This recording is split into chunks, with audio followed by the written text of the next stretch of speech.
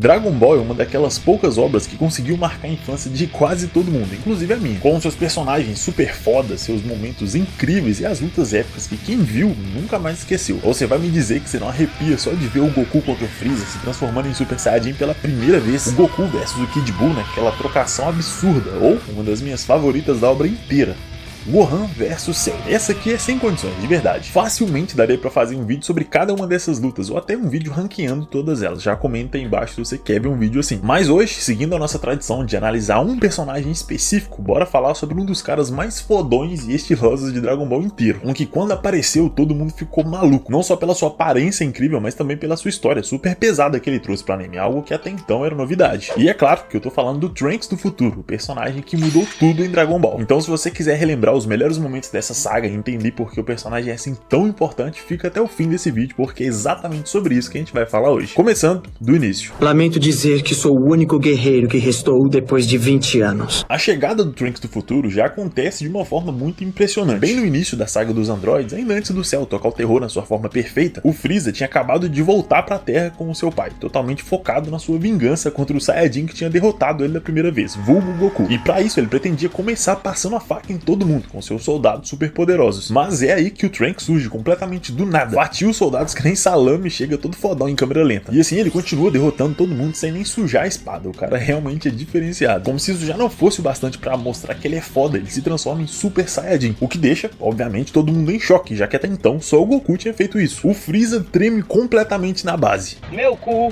não passa nem uma filepa de vento, meu parceiro. E pra piorar, o Trunks ainda usa o jutsu do Ronaldinho Gaúcho e depois parte o Freeza no meio com a sua espada. Eles estão deixando a gente sonhar. Ele também mata o pai do Freeza logo depois, mas isso aí ninguém liga muito, então foda-se. Agora, se eles queriam criar uma entrada foda pra todo mundo pagar pau pro personagem, eles conseguiram. Tudo isso serve pra estabelecer que as coisas realmente vão mudar daqui pra frente. O que passa a fazer total sentido quando a gente entende quais foram as reais motivações do personagem pra voltar no tempo. Na sua linha do tempo original, os androides mataram a maior parte da população humana. E não de um jeito tranquilo e leve no padrão Dragon Ball. Pelo contrário, as mortes são super violentas e brutais. Os androides aqui não demonstram nenhuma piedade ou remorso, matando todos os personagens que foram apresentados até aqui, todo mundo que a gente aprendeu a gostar e se importar. E até os figurantes aleatórios também vão de Vasco, eles realmente não perdoam ninguém. E daí a gente que tá vendo naturalmente se pergunta, tá, mas cadê o Goku? Mas que porra é essa? E não, infelizmente o Goku não tava lá dançando suave. Na verdade, ele tinha morrido por conta de uma doença cardíaca. Pô, eu fico até triste de ter colocado esse meme aqui, né? F Goku. Toda essa bagaceira faz com que o Gohan se torne o último defensor da Terra, ao mesmo tempo que ele treina o Trunks para alcançar a transformação em Super Saiyajin. E só essa premissa por si só já é muito boa. Ver o Gohan adulto ensinando o Trunks criança como ser um guerreiro Z de verdade é muito foda. A relação que os dois desenvolvem, o papel do Gohan nesse mundo completamente destruído é tudo absurdamente bom. A gente tem uma oportunidade única de ver o Gohan muito mais maduro e responsável, assumindo um papel que ele não queria para proteger as pessoas. Inclusive, esse Gohan é um dos ápices do anime, com certeza um dos melhores personagens. E a história do personagem fica ainda mais pesada quando a gente lembra que ele se fudeu todo pra salvar o Trunks dos androides, chegando ao ponto de perder um fucking braço no processo. E mesmo com tudo isso, o Gohan escolheu dar a última semente dos deuses pro Trunks, dizendo que ele era a última esperança da humanidade, o que obviamente dificulta muito a sua luta final contra os androides. O bizarro mesmo foi ele ter dado carga, mas no fim também não dá pra ele acaba indo jogar no Vasco, igualzinho um certo personagem de Hunter x Hunter que se você viu já tá ligado do que eu tô falando. Mano, sendo sincero, só essa linha do tempo por si só facilmente poderia render um anime separado. Eu aposto que todo mundo que assistiu o Dragon Ball na infância, que gosta e adorar ver o Gohan adulto lutando contra os androides no mundo destruído, treinando o Trunks, seria muito foda. Mas não, bora fazer mais um anime vazio e genérico de Dragon Ball. É foda. Mas beleza, o ponto aqui é que mesmo com todo o treinamento e esforço, Trunks não conseguia alcançar de maneira alguma a transformação em Super Saiyajin, só despertando essa capacidade mesmo depois de ver a morte brutal do Gohan nas mãos dos androides. Ou seja, basicamente a última esperança da humanidade acaba de morrer, e tudo que sobra é um adolescente que não era forte o bastante para matar nenhum androide, quem dirá 3. E até esse ponto o personagem provavelmente era um pouco mais parecido com sua versão criança que a gente vê no anime, mas o trauma de ter perdido praticamente todo mundo muda ele num nível extremo. A perda do Gohan significava muito mais do que a perda vida de um mestre, mas também o seu melhor amigo e uma das poucas pessoas que sobrou. Ele simbolizava o legado que agora o Trunks deveria carregar. Isso para um adolescente sozinho no mundo devastado, onde quase todo mundo foi trucidado por androides assassinos. Cara, olha o peso que o Trunks tem que carregar. Quem em sã consciência aguenta uma coisa assim? A transformação que ele sofre aqui não é só externamente em Super Saiyajin, mas também interna, em uma pessoa muito mais sombria e decidida. Principalmente por saber que ele, mesmo agora com a transformação em Super Saiyajin, não seria forte o bastante para salvar a Terra. Por conta disso, a Bulma passou mais uns bons anos criando uma máquina do tempo para mandar o Trunks de volta na esperança de salvar o Goku e com isso também o futuro. Mas é claro que nesse meio tempo o Trunks, super motivado como ele tava, não ia ficar lá só sentado esperando. E por isso ele agora parte para lutar contra os androides, acreditando que agora ia dar bom. Afinal, ele agora era um Super Saiyajin, alguém insuperável, invencível, gostou. E ele toma um sacode absurdo. Mano, sério, essa aqui foi uma das maiores humilhações de Dragon Ball, não, humilhações dos animes, de tudo. Os androides literalmente não sentiam nada nos ataques dele, eles ficaram parados, só esperando o Trunks entrar em desespero. E isso acontece, viu? Como acontece? O olhar dele completamente desesperado e vazio, percebendo que não tem como, vai ser o fim do mundo mesmo, fudeu, não tem o que fazer. Mas por um milagre divino, também conhecido como roteiro, ele sobrevive e consegue voltar pra casa. Pois é, eu não disse que o arco é perfeito, ele é muito bom, mas não é perfeito. Graças ao deus Toriyama, o Trunks sobrevive, volta pra casa e depois de se recuperar um pouco, ele entra na máquina do tempo pra tentar dar um jeito nas coisas. Além, é claro, de avisar pros guerreiros Z do passado sobre a ameaça dos androides. Tá, mas isso eu já sei. Que diferença isso faz pra Dragon Ball como uma obra? E aí que tá, meu parceiro, faz toda a diferença. Primeiro de tudo, a personalidade desse Trunks é completamente diferente da sua versão criança, talvez até oposta. Ele nunca chegou a conhecer o Vegeta na sua linha do tempo. Ele não cresceu tendo a influência ou a presença dele, seja como guerreiro ou como pai. Agora, se isso é bom ou ruim, aí é com você. Tudo porque o mundo onde ele cresceu era um lugar completamente apocalíptico e destruído. E isso fez ele amadurecer muito rápido, ser super cauteloso e desconfiado, sempre pensando na missão que tinha que cumprir a todo custo. O que fica muito claro quando ele pede o Vegeta para não enfrentar os androides antes do Goku chegar, justamente para evitar qualquer risco desnecessário. Fica muito claro durante as suas lutas e os planos que ele bola que esse tal orgulho Saiyajin que o seu pai tanto defendia, ou a honra da luta como o Goku tanto prezava, não significava absolutamente nada para ele. Tudo que ele faz é para vencer, para salvar alguém, ou nesse caso o futuro. Isso por si só faz do personagem muito diferente de todos os outros, principalmente porque em Dragon Ball quase todo mundo é caricato, exagerado, meio over demais. Ou podemos pedir ao dragão que faça desaparecer o sistema de destruição que tem integrado no seu corpo, assim ficavam inofensivos. Ô careca, tem calma! Ele, nesse sentido, é o mais realista, entre muitas e muitas aspas, é claro. E isso torna ele muito diferente de todo mundo. E a melhor parte é que isso faz total sentido com a história do personagem. Pra alguém que perdeu tudo, inclusive a própria esperança, não tem razão nenhuma pra ser arrogante ou orgulhoso. Ele tem que pensar muito bem antes de tomar as decisões e, mais ainda, evitar riscos desnecessários ao máximo. Isso, por si só, já faz do personagem um dos melhores, tanto que ele é um dos mais populares de todos. Além disso, a introdução do personagem marca uma mudança gigantesca na série, que até então lidava com a morte de um jeito muito mais leve, tranquilo. Até porque fulano morreu, suave, bora reunir as esferas do dragão e trazer ele de volta, tá de boa. Mas na linha do tempo do Gohan não dava pra fazer isso. O Piccolo já tinha morrido e com ele o Kami-sama, então morreu já era, F. E isso aqui é o que traz peso pras mortes. E por isso a morte do Gohan, que se sacrificou para proteger a Terra contra dois androides que ele não tinha condições de vencer sozinho, foi tão impactante. É só comparar a transformação do Goku depois da morte do Kuririn com a transformação do Trunks depois da morte do Gohan. O nível de desespero é completamente diferente, justamente porque esse Gohan daquela linha do tempo morreu e nunca mais vai voltar.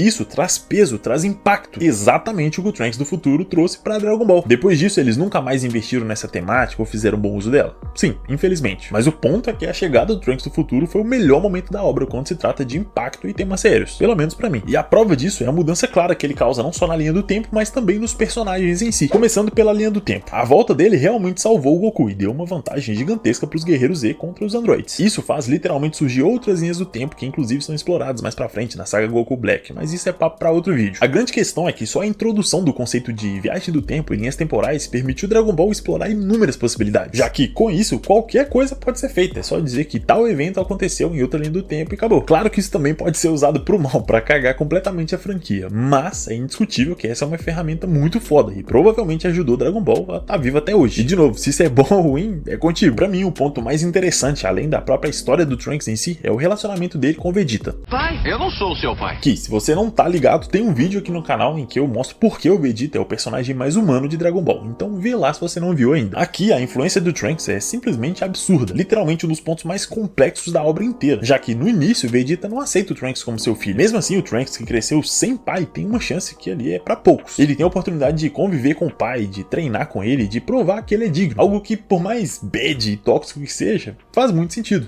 Afinal, qual filho que não quer a aprovação dos pais? Todo o esforço que o Trunks faz para chamar a atenção do Vegeta e ser reconhecido por ele gera um vínculo muito forte entre eles. Algo que, por mais que não pareça no início, funciona tão bem que o Vegeta, que sempre foi carrancudo, egoísta e arrogante ao extremo, começa a se conectar com a sua família, a colocar a Bulma e o pequeno Trunks acima dele mesmo. Cara, ele literalmente tá aprendendo o que é ser um pai, o que é ter uma família por conta do Trunks do futuro. Prova disso é que na sua luta contra o Cell ele mostra pela primeira vez o seu senso de paternidade, quando ele vê o filho semi-morto depois de um ataque do Cell, o que continua sendo desenvolvido e leva ele ao extremo de se sacrificar para proteger a família mais tarde contra o Majin Buu. De novo, tudo isso tá em detalhes no nosso vídeo sobre o Saiyajin calvo, vê lá depois. E a influência dele não para por aí. Pro restante do grupo, o Trunks foi um exemplo da importância da estratégia e da preparação, já que ele literalmente deu a chance de todo mundo lutar pela sobrevivência contra seres extremamente poderosos. E mesmo com tudo isso, como se não bastasse, ele continua evoluindo e ficando ainda mais forte. Depois de todo o treinamento com o Vegeta na sala do tempo, ele desenvolveu muitas suas habilidades, tanto físicas quanto mentais, o que acaba fazendo toda a diferença na luta contra o Cell. Aqui o Trunks alcança um feito ainda mais absurdo que todos os outros, o Super Saiyajin fase 3, ou Super Saiyajin 1.5, como preferir. Nessa forma ele ficava muito mais forte e resistente, com uns músculos absurdos, parecendo que tomou hormônio de cavalo para crescer.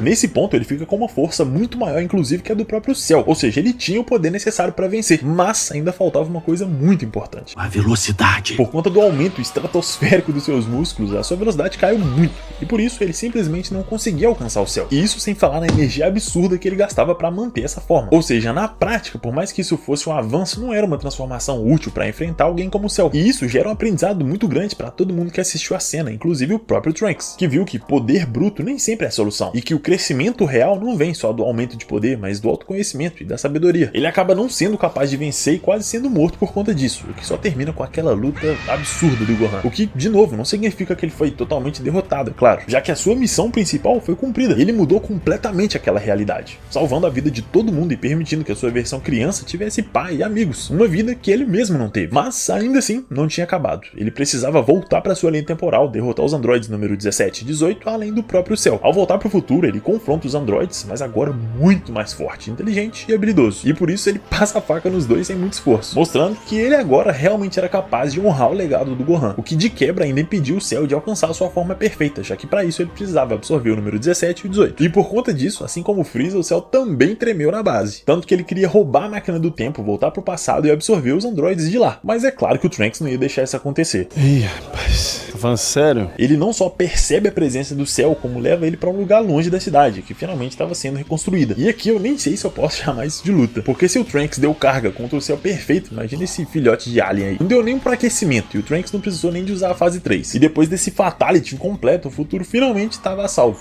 Tudo graças a ele. Um dos pontos mais legais dessa saga é poder ver como as personalidades são diferentes de acordo com a criação. Se você pega o Trunks do presente para ver a personalidade dele, é completamente diferente do Trunks do futuro. Ele é arrogante, orgulhoso, igualzinho o Vegeta. Já o Trunks do futuro é extremamente educado e responsável, tão diferente que ele consegue influenciar o Vegeta, mudando completamente o futuro do pequeno Trunks. Já que com um pai mais presente e sensato, ele com certeza vai receber uma educação melhor, além de ter um baita exemplo em casa. Ou seja, o Trunks não só conseguiu ficar forte o bastante para salvar a sua própria realidade, como também salvou a outra linha do tempo de quebra, e se pá até Dragon Ball como obra. E pra você ver que eu não tô exagerando nem forçando a barra, uma das principais reclamações sobre Dragon Ball é que não tem história, não tem desenvolvimento, nem peso, e aparece um vilão novo 1 milhão de vezes mais forte que o anterior, e o Vegeta apanha que nem um condenado, pra gente ficar tipo, porra, como ele é forte, e agora? Quem poderá nos defender? Daí chega o Goku, apanha também que nem um condenado, treina uma semana na sala do tempo e BOM! Transformação nova em Super Saiyajin, instinto superior Blue, modo Deus, Saitama Edition. Porra, fica foda, realmente. Nada disso acontece na saga do Trunks do futuro. Os personagens crescem, se desenvolvem, mudam, as mortes têm peso, impacto, as lutas são tensas e muito bem feitas. Tudo isso acompanhado de momentos absurdamente fodas do personagem passando a faca em geral. Fora que, vamos ser sinceros aqui, só entre nós, o design dele é uma das coisas mais perfeitas que a gente já viu em Dragon Ball. Quem nunca pegou um pedaço de pau e fingiu que era o Trunks do futuro, falando que era uma espada? E sim, eu tô ligado que tem outra linha temporal onde o Cell de alguma forma consegue matar o Trunks e voltar pro passado, fora todas as outras bagunças que eles fizeram nas outras linhas do tempo. Mas o ponto principal desse vídeo aqui, acho que já ficou bem claro. O Trunks é foda. Ah, e só um disclaimer aqui, é meio óbvio, mas né, é bom falar às vezes. Tudo isso que eu trouxe nesse vídeo não significa que fora desse arco Dragon Ball é uma bosta. Pelo contrário, eu gosto bastante, assisti pra caralho quando era criança, acompanhei quando era mais novo e era muito foda. Mas, por mais que eu goste da obra, não dá pra negar que falta muita coisa pra ficar realmente incrível como as pessoas dizem. Quem sabe um dia eu não faço um vídeo contando tudo isso a fundo. Agora, se você discorda de mim ou quer acrescentar alguma coisa na discussão, comenta aí embaixo. Qual foi o seu momento favorito favorito do personagem. Tem alguém com design melhor? Duvido. Mas eu espero que você tenha gostado desse vídeo aqui. Se gostou, não tá inscrito, se inscreve aí. Assim você ajuda a gente a chegar em 100 mil inscritos e não perde mais nenhum vídeo. Meu muito obrigado pela sua atenção e pelo seu tempo. Um agradecimento especial aos meus queridos e ilustres membros do canal. Essa galera que me apoia a falar de tantas obras diferentes, às vezes conhecidas, às vezes nem tanto. Tudo isso é graças a vocês. Então se você já acompanha e gosta do conteúdo mesmo, considere se tornar um membro. Com só 5 pila no mês você já tem acesso aos vídeos exclusivos, seu nome aqui nos créditos finais e claro, ajuda o canal a continuar vivo, porque acreditem ou não, isso faz total diferença. No mais, tamo junto, é nóis e te vejo no próximo vídeo.